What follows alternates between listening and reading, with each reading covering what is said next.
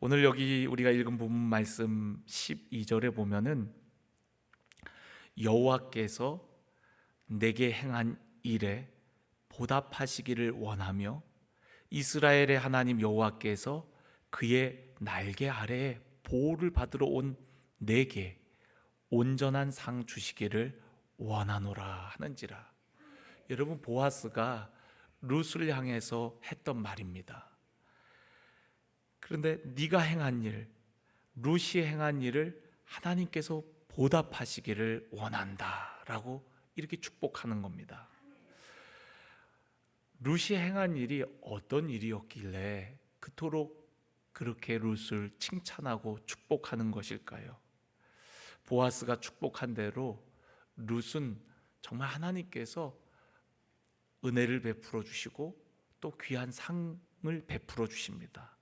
우리가 룻기의 이야기를 잘 알다시피 나중에 이 보아스와 이 유력한 자였던 그 지역에 굉장히 영향력 있는 사람이었던 이 보아스와 결혼도 하게 되고 그리고 아이도 낳게 되고 또 뿐만 아니라 그 아이는 낳은 아이가 오벳이라는 아이인데 그 아이는 바로 다윗의 할아버지입니다. 그러니까 어떻게 보면 보아스와 룻은 다윗의 증조 할아버지와 증조 모가 되는 거죠. 더 나아가서 우리가 마태복음 1장을 읽어보면 예수님의 족보 속에 4명의 여인이 등장하는데 그 4명의 여인의 이름이 다말, 라합, 룻 그리고 우리아의 아내입니다. 이 4명의 여인이 등장하는데 그 중에 한 여인이 바로 룻이라는 여인이에요. 근데 그 룻이라는 여인이 나머지 3 여인에 비하면 굉장히 축복받은 그런 인생을 살아갑니다. 다윗의 증조모가 될 뿐만 아니라 또한 그의 인생이 정말 행복한 인생. 우리가 룻기 마지막 장을 보면은 7 아들보다 나은 며느리라는 칭호를 받거든요. 그러니까 7 아들, 그 당시에는 아들이 최고였을 때인데 7 아들보다 나은 며느리라는 칭호를 받을 정도로 인정받고 칭찬받고 축복받는 여인이 바로 룻이었습니다. 여러분, 7 아들보다 나은 며느리라는 칭찬보다 더한 칭찬이 있을까요? 제 생각은 없는 것 같아요. 어떤 말로 표현을 할 수 있을까? 근데 7 아들보다 나은 며느리가 바로 룻이라는 여인이었습니다. 그렇다면 룻의 행위가 어떤 행위가 있었는지, 룻이라는 여인이 도대체 어떻게 살았길래 이렇게 보아스가 그를 칭찬하고 축복했으며 정말 그런 축복받는 인생, 하나님께서 상 주시는 인생을 살 수가 있었던 것일까요? 룻기 1장을 보면은 이 룻의 가정, 좀 더 엄밀히 얘기하면 룻의 어머니인 나오미 가정에 대한 설명이 나옵니다.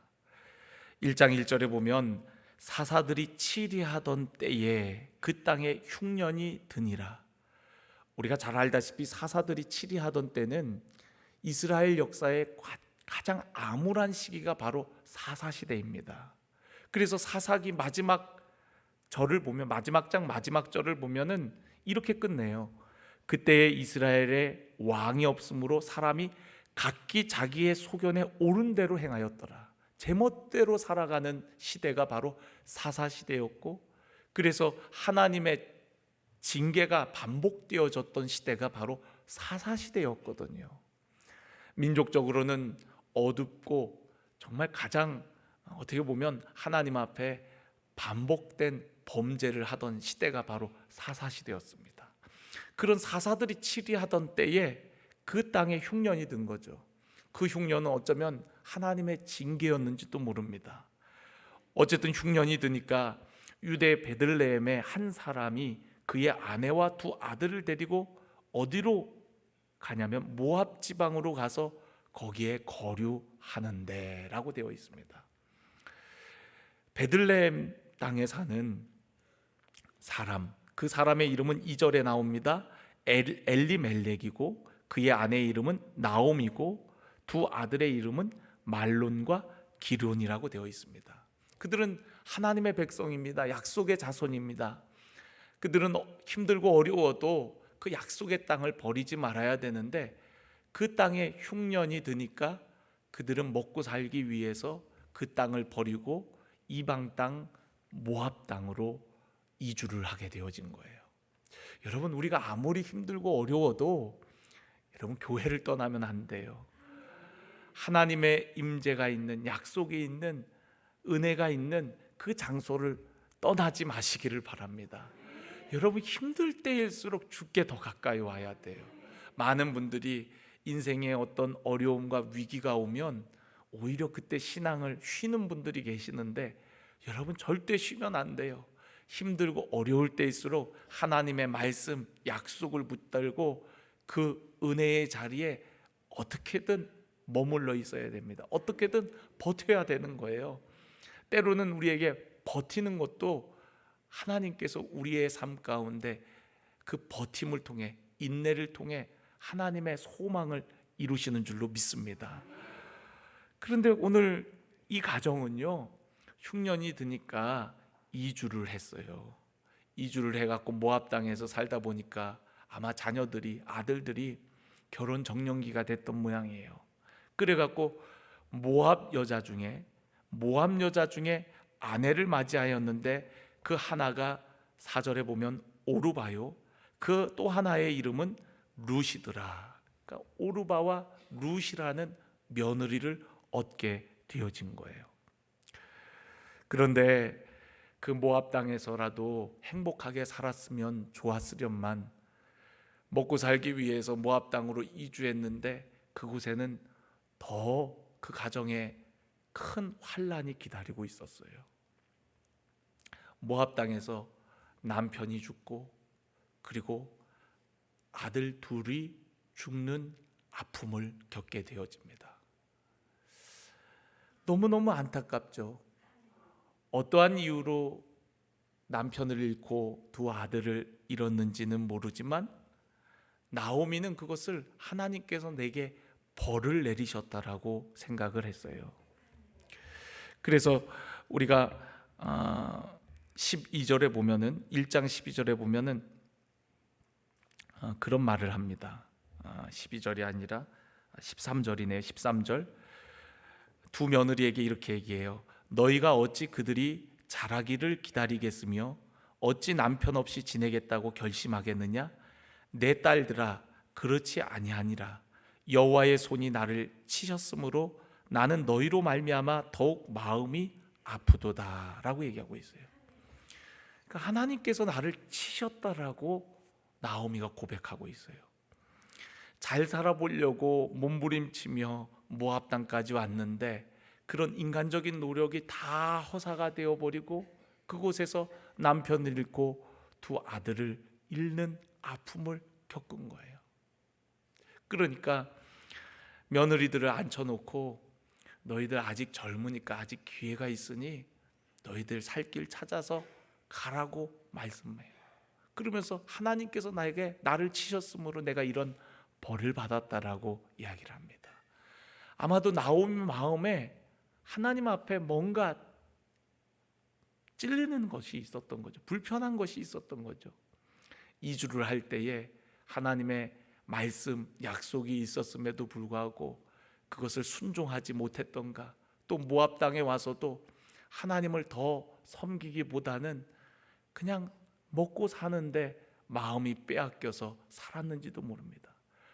어떤 부분에서 나오미의 마음이 하나님 앞에 부끄러웠는지는 모르지만 그가 스스로 생각하기를 나는 하나님께서 치셨다라고 얘기를 해요.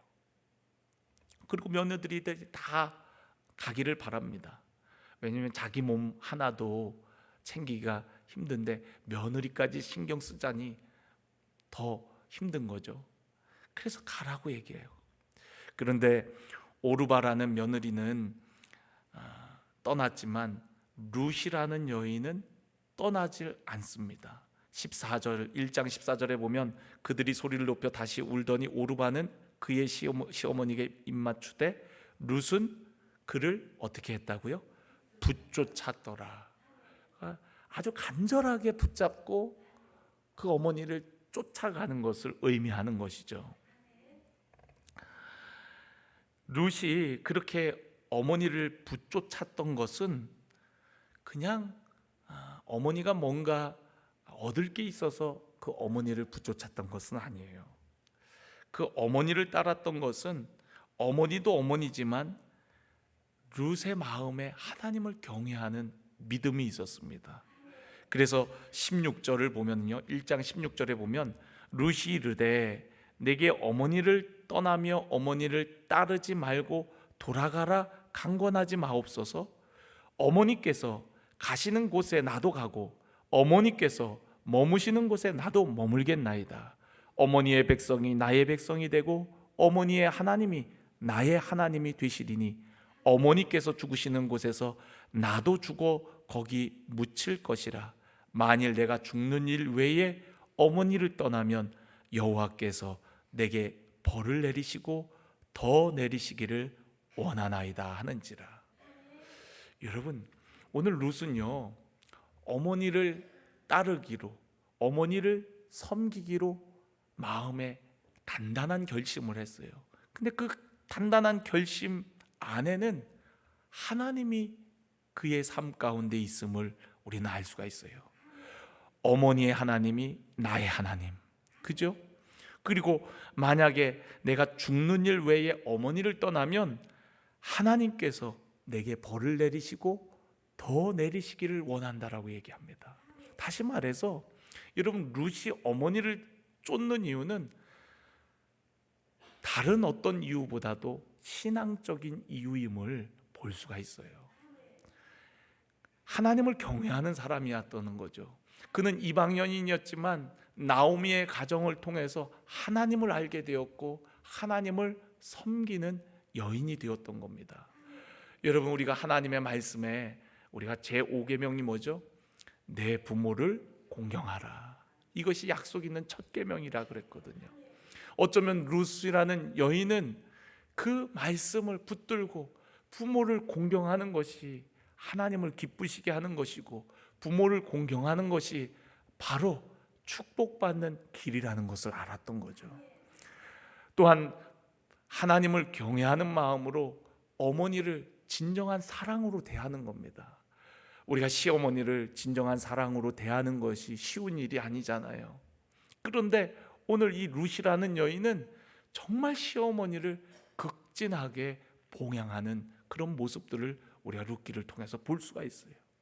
바로 하나님의 은혜, 하나님의 사랑이 그 여인에게 부어지고 나니까 어머니를 향한 사랑도 다른 사람과 다르게 그렇게 정말 사랑으로 하나님을 섬기듯이 어머니를 섬기는 그런 룻의 모습을 볼 수가 있더라는 거예요.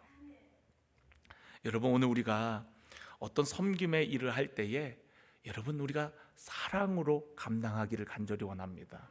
어떤 의무감에서도 할 수 있지만 여러분, 정말 어머니를 사랑함으로 룻이 어머니를 따랐던 것처럼 저와 여러분이 정말 주님을 사랑하는 마음으로 주님을 따르기를 간절히 원합니다. 할렐루야. 강화도에 가면은 농아인 교회가 있습니다. 근데 그 교회는 사모님이 참 열심히세요. 목사님이 농아인입니다. 잘 말하지 못하고 그리고 잘 듣지를 못하시는 분이세요. 근데 이 목사님이 일본에 사셨어요. 원래는 일본에 사시다가 어떻게 신학을 하고 그리고 한국으로 들어오게 된 겁니다. 사모님이 일본 분이세요. 근데 사모님은 장애인이 아니고 비장애인입니다. 그래서 그 농아인 사역에 사모님이 참 많은 일을 하세요. 목사님도 참 잘하시지만 사모님이 참 여러 가지 교회 사역들을 또 목사님을 도와서 그렇게 아름답게 사역을 펼쳐나가시더라고요. 그 사모님에게 어떻게 이렇게 한국 땅까지 와서 우리 한국에 있는 농아인들을 이렇게 섬기게 되었냐고 그 사모님에게 질문을 했어요. 그랬더니 그 사모님이 그 강화도 시골이거든요. 어떻게 여기까지 이렇게 와서 이들을 섬기냐고 했더니 사모님이 그런 말을 하더라고요. 저는 그저 목사님을 사랑했을 뿐이에요 라고 얘기를 하는 거예요. 그 목사님을 사랑해갖고 목사님을 따라서 이 한국 땅에 왔고, 그리고 이곳에 와서 목사님과 함께 그 사역을 섬긴다는 거예요. 그 시골에 와서 그곳에서 그렇게 그들을 섬기는 것이 쉬운 일이 아니잖아요. 그런데 목사님을 사랑하기 때문에 이 한국 땅까지 왔고, 그리고 그 사역들을 목사님을 사랑하기 때문에 하게 되었다는 거예요. 저는 그 말을 듣고 너무너무 감동을 받았어요. 아, 사랑하니까 이 시골까지, 강화도 시골 촌구석까지 오는구나. 일본 땅에서 살고 싶을 텐데, 일본에 가족들이 있으니까 그곳에 머무르고 싶을 텐데, 사랑하니까 누구를 사랑해서요? 목사님을 사랑해갖고, 목사님을 사랑해갖고 온 거예요. 여러분, 오늘 우리의 인생도 사랑하니까 주님을 따르는 거 아닙니까? 우리가 사랑해서 주님을 섬기는 거 아닙니까? 내가 여성교회 회장이기 때문에, 임원이기 때문에, 무슨 직책을 맡았기 때문에, 또 물론 우리가 어떤 일들을 하기도 하고 따르기도 하지만, 저는 오늘 여러분들이 정말 사랑해서 이 일을 감당했으면 좋겠어요. 주님을 사랑해서 그냥 주님 한 분만 바라보고 가는 거예요. 주님을 사랑하다 보니까 내 자리가 식당인 거고, 주님을 사랑하다 보니까 걸레 들고 이리 뛰고 저리 뛰고 왔다 갔다 하고 있고, 주님을 사랑하다 보니까 내가 원치 않는 곳에 가도 주님 때문에 기쁜 거예요. 어제도 우리 여성교회 회원분들이 4층 우리 게스트 하우스, 거기에 이제 가끔 목사님이 쉰다고 하니까 그곳을 깨끗하게 청소하신다고 치우시는데, 사실 제가 지저분해 갖고 잘 안 들어갔거든요. 그런데 우리 여성교회 회원들이 지난주에는 바닥과 화장실을 다 깨끗하게 청소해 놓으시더니, 청소하시다가 창문을 열어보고는 거기가 지저분한 걸 보고는 사실 그거 치우기 힘든 작업이었거든요. 창틀에 또 창문에 붙어 있는 여러 가지 뽁뽁이 지저분한 거, 그거 먼지 날리고 보통 지저분한 게 아닌데, 그거를 다 걸레 들고 오셔갖고 다 닦고 치우고 굳은 일인데 그렇게 하신 거예요. 너무 감사하고 미안하고 죄송하고 막 그런 마음들이 막 교차가 되어지더라고요. 저분들이 저런 일을 할 분들이 아닌데, 저분들이 식당에서 저렇게 고생할 분들이 아닌데, 집에서도 고생하고 집에서도 청소하고, 그러고서 교회 와갖고 대접받는 게 아니라 또 교회 와서도 또 밥하고 또 치우고 또 청소하고.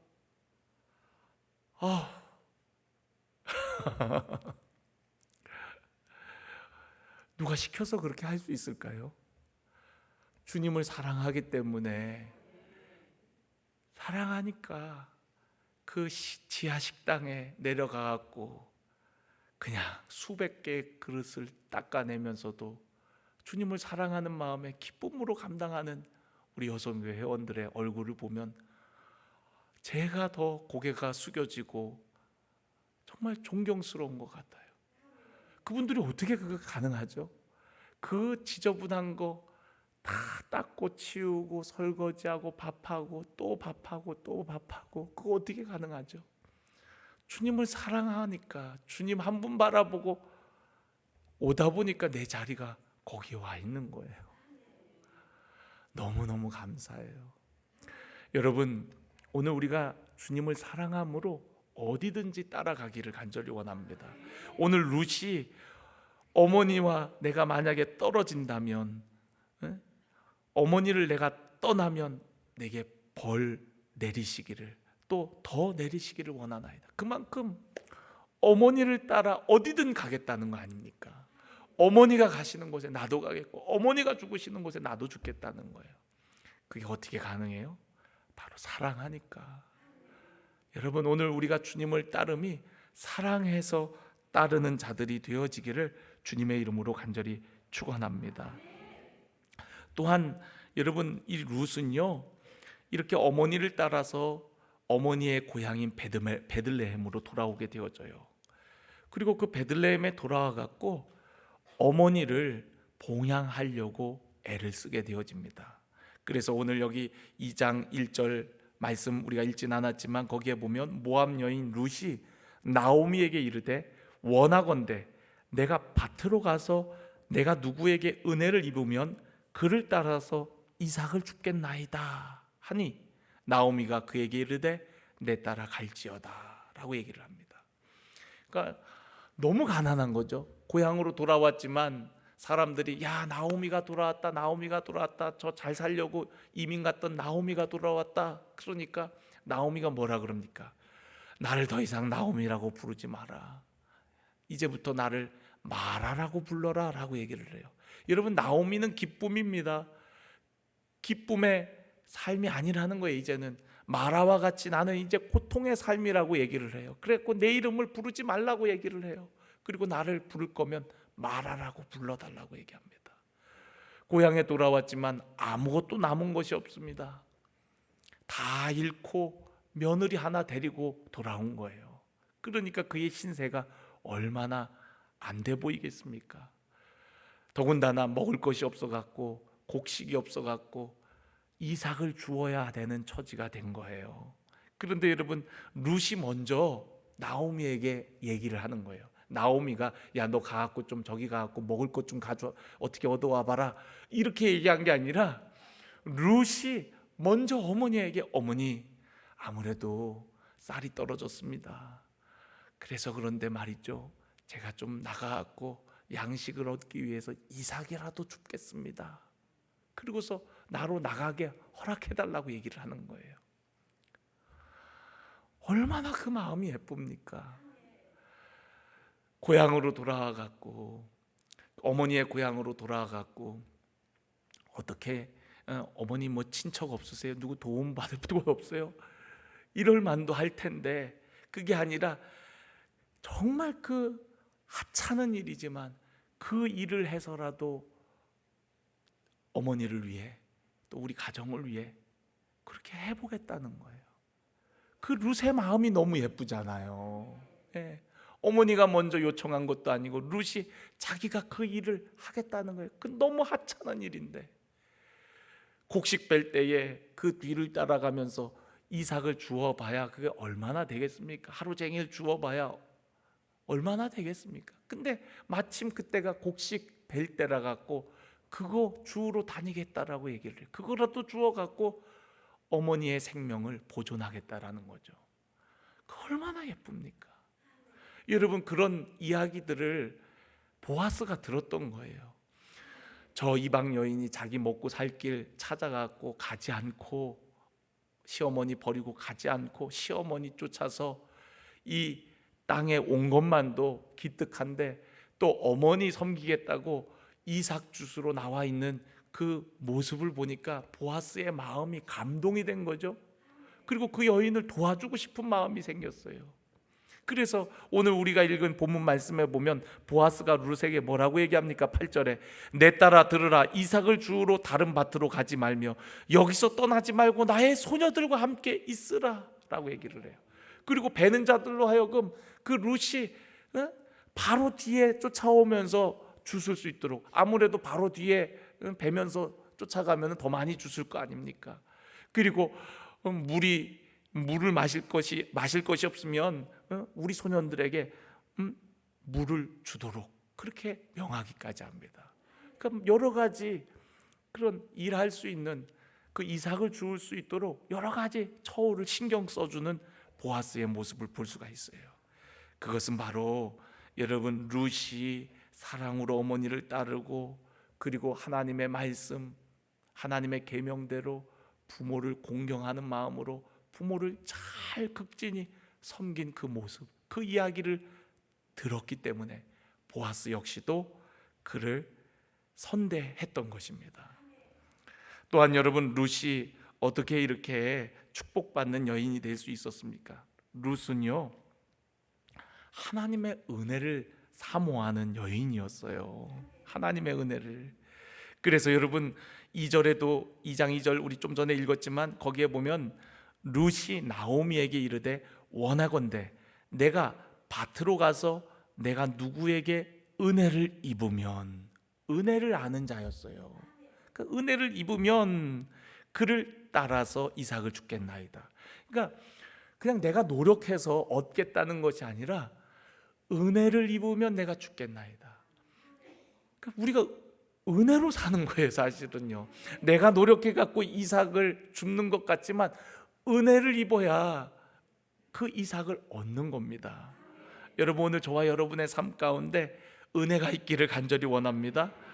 또 10절에 보세요. 10절에 룻이 엎드려 얼굴에 땅에 대고 절하며 그에게 이르되 나는 이방 여인이거늘 당신이 어찌 내게 은혜를 베푸시며 나를 돌보시나이까. 그때에도 역시나 어찌하여 나에게 은혜를 베푸시냐고 이렇게 얘기를 해요. 또 13절에 보면은요, 우리가 읽은 본문 말씀 마지막 절에 보면 룻이 이르되 내 주여 내가 당신께 은혜 입기를 원하나이다. 그러니까 여러분, 룻이라는 여인은요, 하나님의 은혜를 사모하는 여인이었어요. 은혜 아니면 살아갈 수 없는 존재가 바로 우리들이라는 것을 알았던 겁니다. 여러분, 우리 그렇죠. 우리 찬양에도 은혜 아니면 살아갈 수 없고 나의 모든 삶 다 주의 것이라고 하지 않습니까? 여러분, 참새도 하나님의 명령이 아니고서는 떨어지지 않는다 그랬어요. 여러분, 모든 것이 하나님이 주관하고 하나님이 다스리십니다. 하나님께서 우리에게 은혜 베풀어 주셔야 우리는 이 땅을 살아갈 수가 있는 거예요. 오늘 룻이라는 여인은 하나님의 은혜를 사모했어요. 그리고 그 하나님의 은혜 입기를 간절히 원했던 것입니다. 여러분, 어떻게 하나님의 은혜가 임하게 됩니까? 성경에 보면은 하나님이 교만한 자를 대적하시되 겸손한 자에게는 은혜를 주시니라 라고 말씀하고 있어요. 여러분, 겸손한 자, 마음이 가난한 자에게 하나님의 은혜가 임하는 거예요. 룻이라는 여인의 삶이 어땠는지, 그의 가정 배경이 어땠는지는 알 수 없으나 여러분, 룻이 어머니 고향에 와갖고 처음 시작한 일이 바로 이삭 하나를 줍는 일부터였어요. 여러분, 그 모습 자체가 가난하고 겸손하지 않습니까? 이삭 하나하나 줍는 거, 그거 뭐 얼마나 되겠습니까? 그런데 그 여인은 그거부터 시작하는 거예요. 이곳에 와갖고 엎드려서, 여러분, 이삭을 주우려면 엎드려야 돼요. 엎드려갖고 그거 하나 손으로 나달 떨어진 것들을 주워 가는 겁니다. 여러분, 그런 가난한 심령이었어요. 그 모습을 본 보아스는 하나님께서 감동하셔서 그에게 은혜를 베푸게 되어지는 것이죠. 여러분, 오늘 저와 여러분의 삶 가운데 겸손하고 가난한 심령으로 나아가 하나님의 은혜를 덧입는 축복의 삶이 되어지기를 간절히 축원합니다. 언젠가 하나님 앞에 기도할 때에 하나님, 왜 이렇게 나에게 하나님 많은 축복을 주셨나요? 왜 이렇게 나에게 하나님 상을 베풀어 주셨나요? 하면서 하나님 앞에 그저 하나님 은혜가 감사해서 하나님 앞에 그리 물으면서 기도했던 적이 있어요. 정말 하나님 은혜가 너무 감사한 거예요.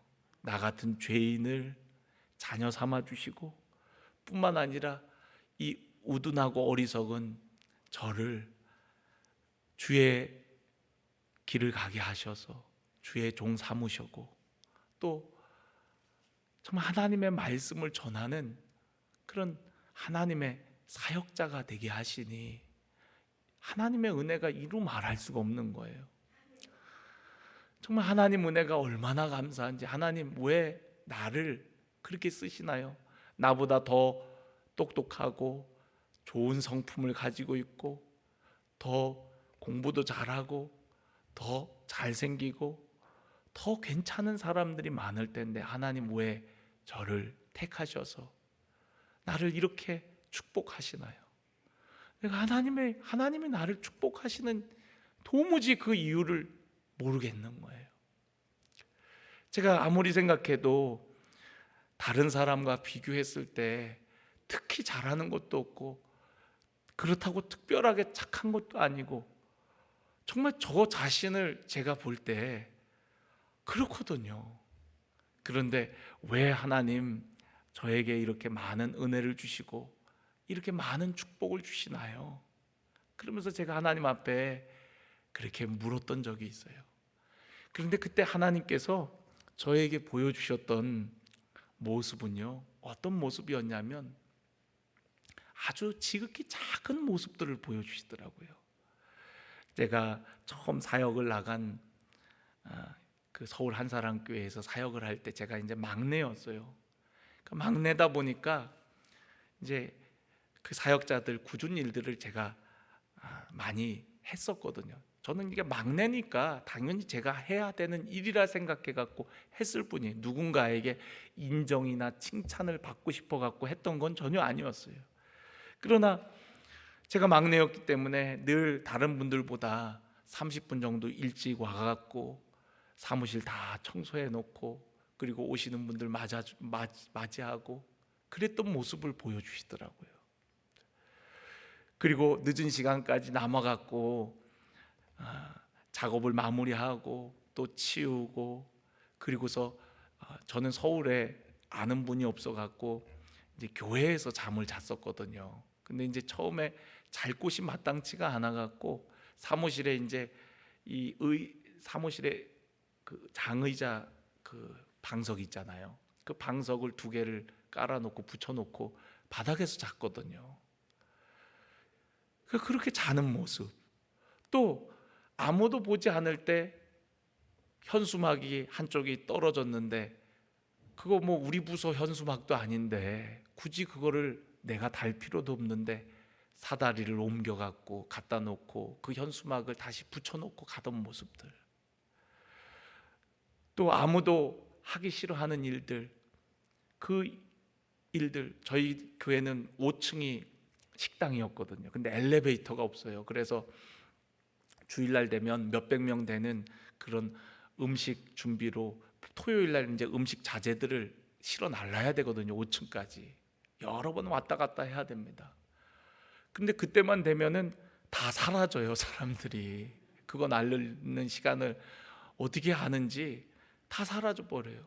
그러면 이제 저하고 남아있는 사람들이 그거 5층까지 이제 저다 날르는 거예요. 근데 그 모습을 우리 주님이 보셨더라고요.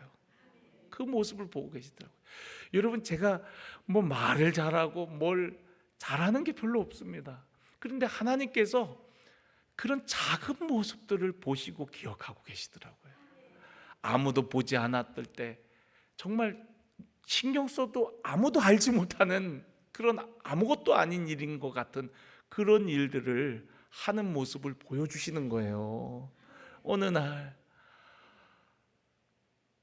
하나님 앞에 너무 감사했어요.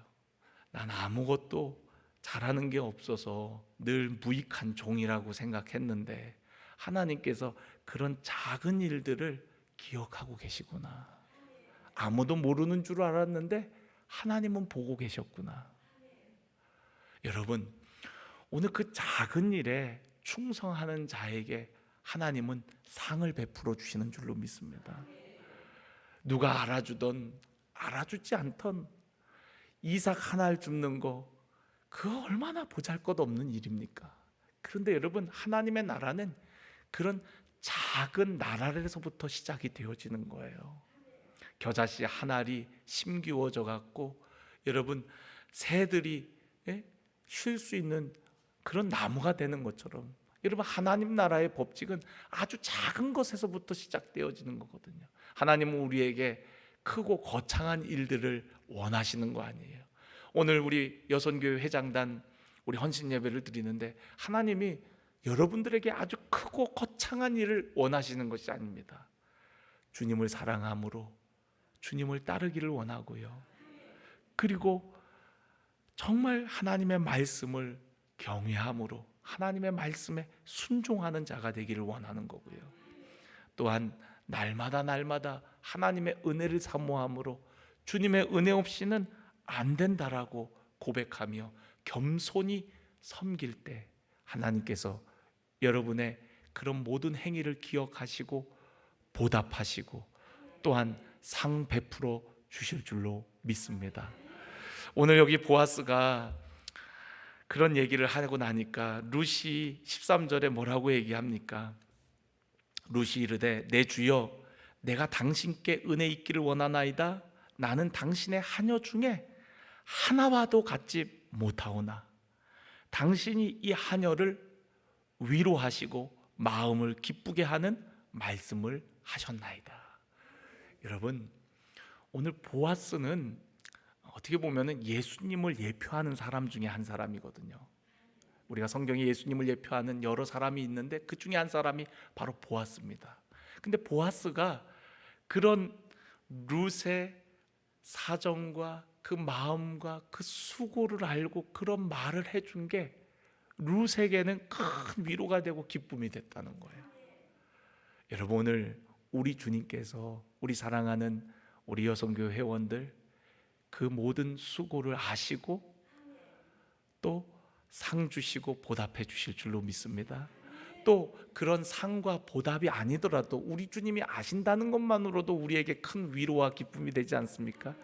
우리가 뭘 바래서 우리가 헌신했나요? 주님 사랑하니까 주님 때문이잖아요. 주님이 알아주시는 것만도 여러분 우리에게 큰 기쁨과 위로가 되는 줄로 믿습니다. 오늘 우리 사랑하는 모든 성도들에게 그런 위로와 기쁨이 충만하기를 간절히 원합니다. 주님 아시지요? 주님 아시지요? 오늘도 그것만으로도 여러분 기쁨으로 주를 위해 따라가는, 주를 섬기는 우리 모두가 되기를 주님의 이름으로 축복합니다.